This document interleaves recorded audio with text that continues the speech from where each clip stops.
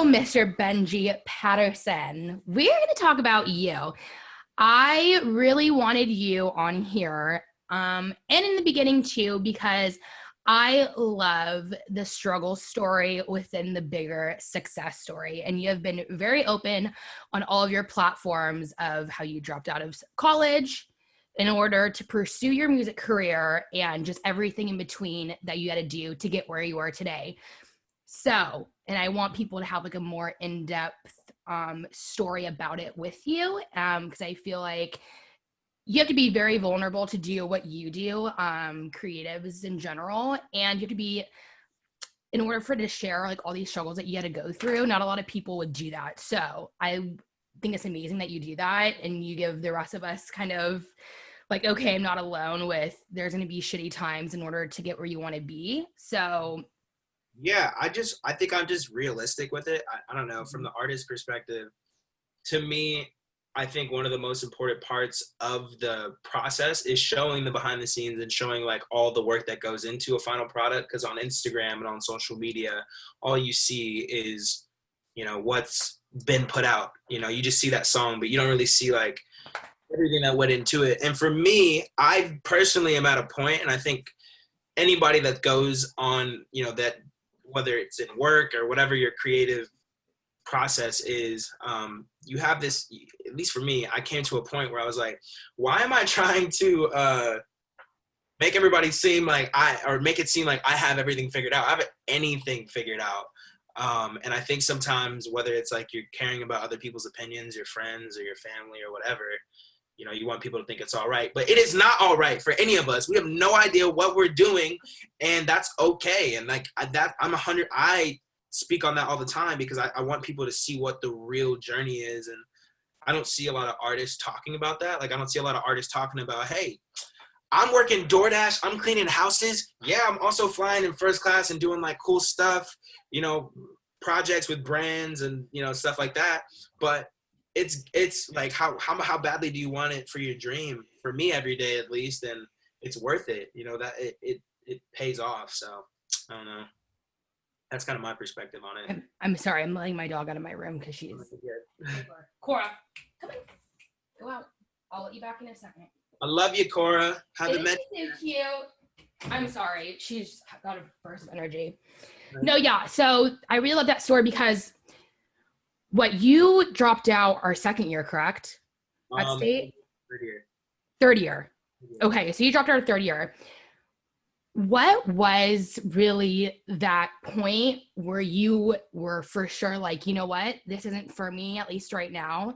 I need to work on my dream and my passion, which is music. What can you take me to like that moment where you made that decision and went with your instinct and your gut?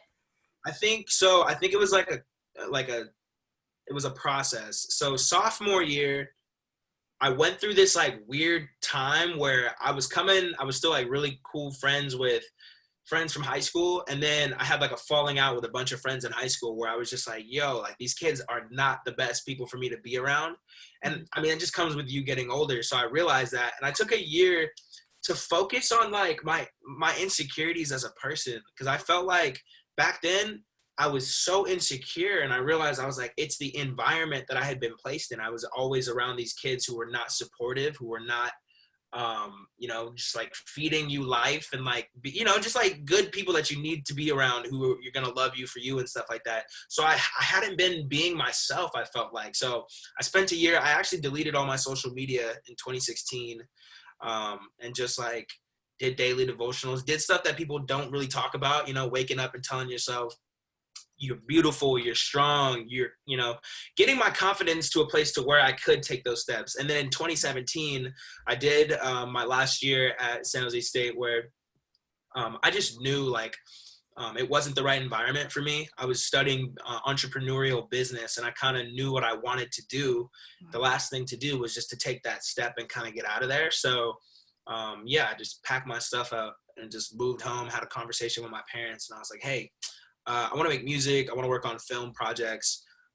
And 3 years into college, you're expecting your parents to be like, are you crazy? Like, what do you mean? You just spent all this money, like you move home. But they were really supportive. And they just saw how passionate I was and just kept building on that. So. Well, and I'm glad you brought up your parents, because I was going to ask about that too. You know, you mentioned how your dad has worked in the music industry with Whitney Houston and other artists. And so when you told your parents, you know, I want to follow music and live out my dream, obviously, like you just said, they were very supportive of you.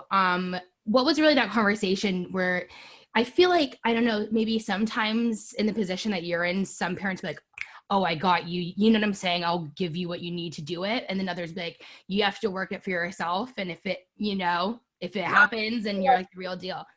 Yeah, it was 50-50. Like, my dad was like, bro, what are you doing? Like, no, go to school, get the degree, then figure it out after that. Figure out what you need to do out of that, man. Like, go get the degree first. And my mom was like, it was basically like this. Like, I had a conversation with my mom. We both crying in our living room because she was like, I knew you were going to do this one day. I was like, what? And that kind of made me feel weird. I was like, dang, she knows me, you know? Like, she really knows me as a person, because she was like, I knew you were going to do this. So initially I told them, I was like, give me a year. I'll blow up in a year. Give me what? What? Come on, I'll blow up. And it didn't happen, because it's you have no clue what you're in for until you actually go for something. And in 2017, I didn't have a following. I had no followers. I deleted all my social media. Like, I really did that. And I had nothing. I started over. So yeah, I mean, the conversation was back and forth. My dad definitely wanted me to just finish school. My mom was, you know, very supportive of it. And don't get me wrong, my dad was definitely supportive of it. It still is now. But I mean, that's just my parents also. That's the love that they have for me, being like, we don't want you to make a mistake or do something that you're going to regret. But I think the thoughts that I had and I realized this at San Jose State, I was like, at a certain point, we all have to take responsibility for our lives, whether I have the degree or not. And at that moment, I listened to my heart, because I knew I needed to go. I was just like, this is not where I'm supposed to be. And yeah, I took that step. So I'm glad you realized that, like, at that age too, because I feel like I've been in that position where even though I'm a college student, I kind of felt like I was still like under my parents' like vision, and kind of like I wasn't really living my own life, and I hadn't started my own life yet, when it's like, you're living your life now, so you have to make those decisions and those sacrifices for what you want now, or else it's never going to happen. yeah, You know? yeah. I just realized it. And a lot of people, even like friends and other family members, they're like, bro, what are you doing? Like, you have a year left of college, just finish and go. But I think there's something like really special about being in touch with your heart and where you are in life, and just listening to that moment. And like, you know, I'm Christian, not to get religious on anybody on this podcast. I am too. I just keep it, yeah. So I did a lot of praying, and I did a lot of, you know, seeking God, and like taking time to really like feel it out. I wasn't just like, I didn't just make a move. And that's where it was going. Like, I was praying for things that I was seeing happen. Like, I had prayed for the wrong people in my life to be removed and the right people to be removed. And that happened. So I was like, well, what is going on? I was like, first of all, I had this like the craziest God experience where I was just like, whoa, like, okay, I went to church, and like, you know, you're surrounded by it, but until you really experience it, it's a whole nother thing. So yeah, all of this has just been like prayer, and then make a move, prayer, make a move. And shoot, yeah. And that's kind of what allowed me to continue to stay faithful during the times that, you know, I wasn't seeing anything change. Exactly. No, I've done the exact same. I grew up Christian, went to church all the time, even up until like high school, went to youth groups on Wednesday nights, summer camps. But I just feel like when you kind of declare that you're like Christian, people are like, well, you can't do this, you can't, they judge you more. So I just keep it to myself. And I know that I'm like following what I need to, but I don't feel the need to have to spread it to others, because I don't want to feel like I'm preaching, you know? Like, and that's why I say like I'm Christian, but at the same time, like I in this world, people have taken that so out of context. And like, for me, I'm basically living life through faith, which I think people see, because I'm crazy. I have a vision board up in my room right now, and I'm doing all these crazy things that people notice, and they're like, what the heck? How does that actually happen? But for me, it all starts with prayer, and it all starts with being in touch with my spirit and where I'm at right now. And just, you know, keeping God first in everything that I'm doing. And I think that's so important. And that's kind of what led me to leave school. That's what led me to, you know, start making videos and music and everything that I've been doing. And it wouldn't be right for me to not talk about it because, you know, I feel like a lot of people are very touchy on that. And like you said, like I don't feel like I'm going out and like trying to convert other people to Christianity. Yeah. But at the end of the day, I have to be honest, like in 2016, I had the most surreal God experience where I literally prayed things and then they happened. So I was like, there's no way that this isn't real. And I think it swallows people up in its own moment and in its own time. And that's what happened to me. I just kept praying for things and then they happened. You know, I kept praying for things and then they happened.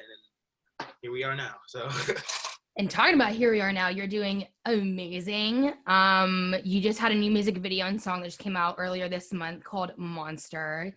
Very fitting to have you on right now since it's Halloween season. So having you on there. I just want to say first, before we even get into that and you know how it was created, the music video for Monster, Benji, you better stop right now. I knew you were creative. Oh my God, your music videos were good before that. Like they weren't bad, but there was such a significant difference from Monster to the other two. And 2 or 3, right? That you have before that? I probably put out like 8 music videos. 8. I think I'm thinking of, I looked at like the other 2 major ones. One was No Sleep and then Overachiever. Overachievers. Oh no, Overachievers doesn't have a music video, but there's Power, No Sleep, Bless. Power. Yeah, I love No Sleep is my favorite song though. I was playing that a couple times today. But yeah, take us through the process of Monster. For those of you listening, go check out this music video, check out this song. It is you would think that a professional would do it. You are a professional, but I'm talking like mainstream freaking media and your acting skills as well. You were living out my dream. I've always wanted to be in a horror film and like be crazy. I was like, Benji killed it. It was, well, so the reason there was such a big step up from the last music videos is most of the music videos that I put out like before this, I've literally like hit up a friend of mine. I have the camera equipment, like the drones and the you know, a cinematic camera, and I'd literally just hit my friends up and be like, hey, come hold the camera. I'll show you how to shoot this shot. And then I edit it and I put it out myself. Or I collaborate. Like last summer, I invited out this videographer from New Zealand, 10 Daniel 16, so sick, to come out and help me shoot the music video and edit it. And that's how in No Sleep you see all those transitions and effects because Daniel's just murdering stuff out there. But for this one in August, so this is what happened. In August, a close friend of mine passed away, and he was just like he had a very big impact on my life. He made music just like me, was such a great person, friend, and he was so close to me. And after he passed away, I was like, no, I can't just put a music video out. I want to dedicate this video to him. I want this to be super sick. Because a couple nights before he passed, literally like the night before he passed away, I was in the studio with him and I was telling him, I was like, the music video is coming out. Because we always shared each other's music with each other. So after he passed away, I was like, I got to dedicate this video to him. So I did it completely professional. With my friend Alvaro Wong, who directed that video, and he has this whole production team. But yeah, the whole Monster music video is written by me, produced by me, and directed by my friend. And yeah, I'm just really passionate about the visual aspect that you can get from music, because I feel like music is so saturated with artists, and you know, good and bad, but when people see the visual, it's something different for them to experience. You know, they're like, wow, this is a whole new experience. So yeah, it was really fun putting that together. And now I'm just getting into the point where I'm starting to promote the song. So, and it's Halloween, right? So. And I want to get into some of your comments. I was looking at the comment section on YouTube from your videos. And I just want to say, I was not shocked because of what you put out, but I was just very shocked at how many positive comments there were in the comment section. I don't even think I saw a negative one, and I'm not just saying this, like, boost your ego. Like, I was really looking, and I'm just going to read some of these off. This is on your, this is for No Sleep, and I'm just reading these in order, so I'm not even just picking the good ones. So we have, bro, this is so sick. Came from TikTok. Bound to Below. I'm going to collab with you one day. He's better than most rappers. I thought this guy had 1 million or more followers. What? one of the most underrated rappers. I keep sharing your songs with friends, and everyone, no exception, is like, damn, who is this guy? He's fire. Do you know how like big of a deal that is to have so much positivity surrounding you, and really hoping for the best with your career? Because I feel like a lot of people on the internet can just talk shit behind a screen and, you know, really put someone down, but I feel like you have a really good support system, and your fans and following base, Benji's Army, supporting you. Yeah, I definitely think it's cool. I'm at a point in my like fan base, like following, where it's like it's not too big, but I definitely have. I wouldn't say people would call it like a cult fan base, but I'd call it just like a very engaged like family like that I've created. You know, with Benji's Army, which is the name of my fan base for you guys that don't know, but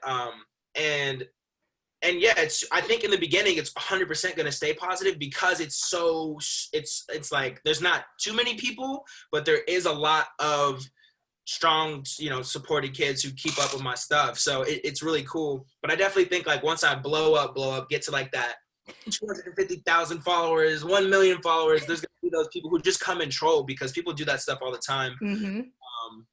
But I'm not mad. Like I literally spent the last 3 years having no following, and putting music out. And like it's hard. Like even with you understand this. Other people understand this. Like when you have a dream and you have something that you're working towards, you want your friends, your family, everybody to support you, and nobody does. Like that's just the reality of it. Nobody does, and it hurts. And like for me, dropping out of school, I was like, man, I want everybody to be engaged with my music, share it. Nobody shared my music. Nobody cared about it. And it was cool because it really taught me to be independent, and it taught me to, you know, be self-reliant and stay focused and passionate, and not necessarily focus on, you know, trying to grow a fan base, but try and keep the quality and the lyrics and, you know, the stuff that mattered the most to me pure and with good intent, and all that is now coming now, right? Mm-hmm. So I don't know. That's how I look at that. And I will say your lyrics are very like deep, and I appreciate your writing skills when it comes to writing your lyrics, because it's not just let me make a hit that's catchy. You know, people are gonna like it for a hot second and then go. You give me, I don't know, like Tyler the Creator vibes in a way. I'm not like the best with like musical comparisons, but I would say like in that way, like there's I think it's on No Sleep when you like that click click click click.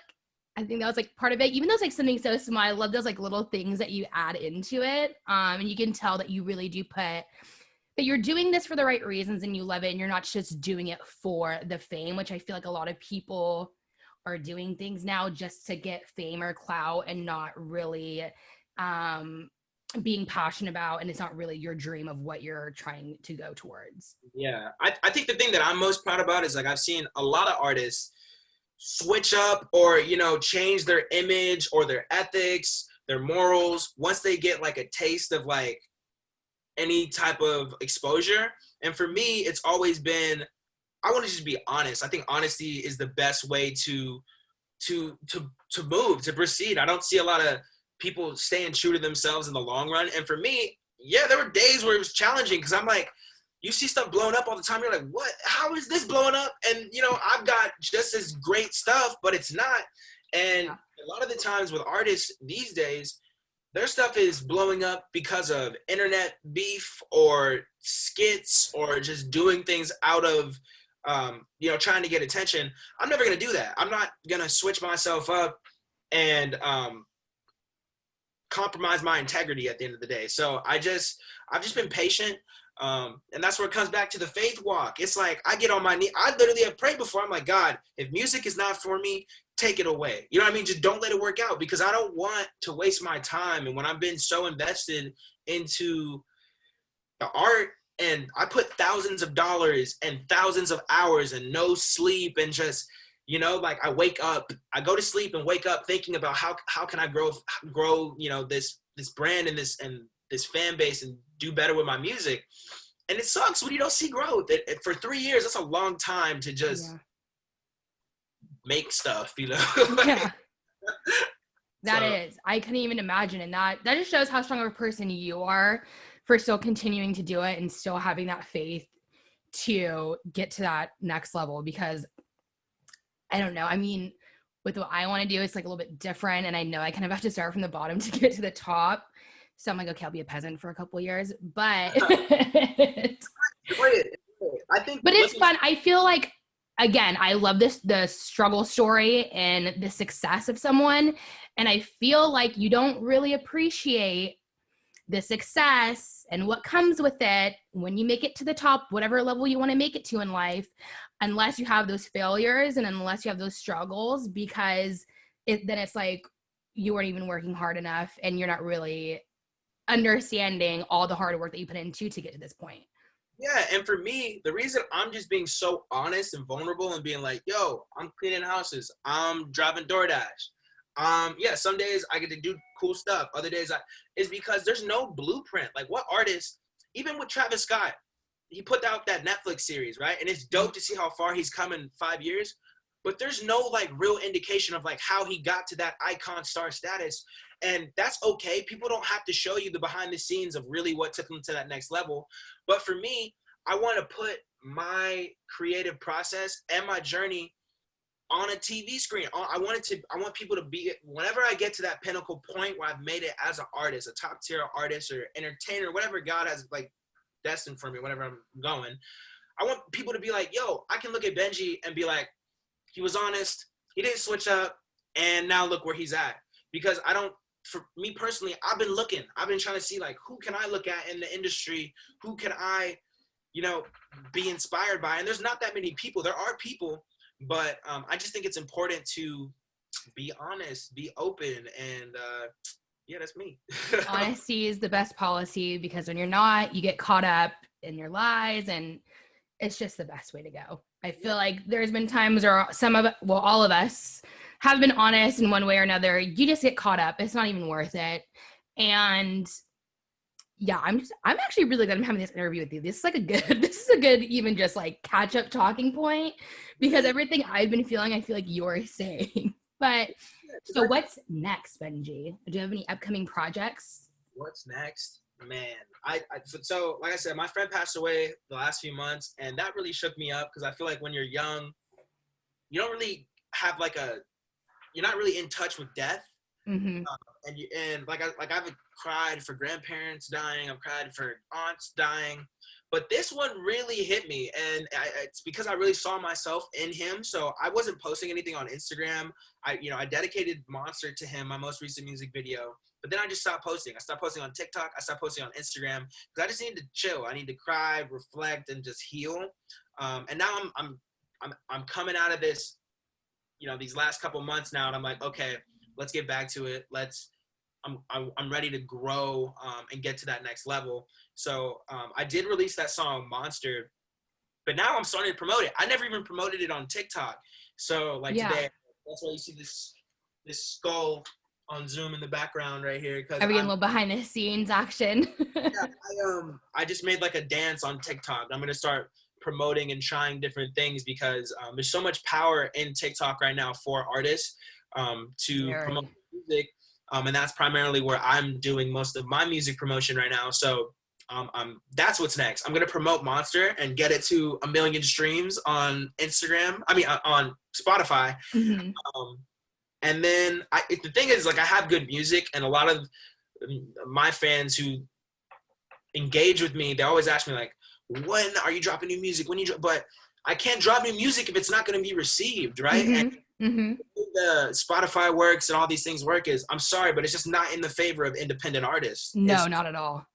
Spotify is not in favor of independent artists. Like it's hard. Like you gotta figure out how to market yourself. You gotta figure out how to get people's attention and get it in front of people. And that's what I'm figuring out. I'm like, all right, Benji, what do we have to do to grow to this next level? So it's hard having to manage all of those different aspects. Yeah, you have help, but pretty much you're doing it solo. It's not like you have people working for you that can help manage all of that. And it's a lot. It is a lot. So, you're doing a good job at it. So keep doing it. But did you hear, I think it's more of artists that are like already signed to a record label, but I heard, I think it was on Joe Rogan's podcast with Miley Cyrus. Miley kind of like outed the music industry that the reason like all these songs like go viral on TikTok is because like the not the artists but the music companies push the song because each time that it's on TikTok like counts as a stream or something. Yes, exactly. So when you see kids using the songs and the videos, it gets counted as a stream. I don't understand exactly how it works, but it does work like that. That's why a lot of people go viral. And that's why my song Monster is about to go viral. I'm telling you right now, I literally just got off TikTok live before this interview, and I was telling them, I was like, all right guys, day one of me dancing to my song on TikTok. And I'll probably end up making some other creative videos, but it'll go viral. But yeah, it's just, I think it's just like being patient. The thing that frustrates me right now in music is the world is against us independent artists because the music industry is so controlled.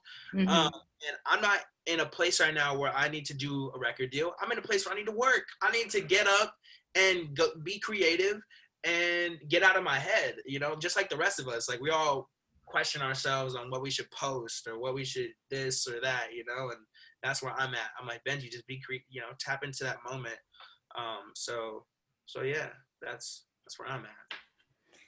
Well, I have no doubt that you're going to go places. Monster is going to go viral, especially when they see the music video too. It's just, you wouldn't even believe that you put that all together. And I saw I think it was on Instagram when you locked yourself with like the actual Hollywood chain against your eight. So how did you end up getting out of it? Was there actually a key?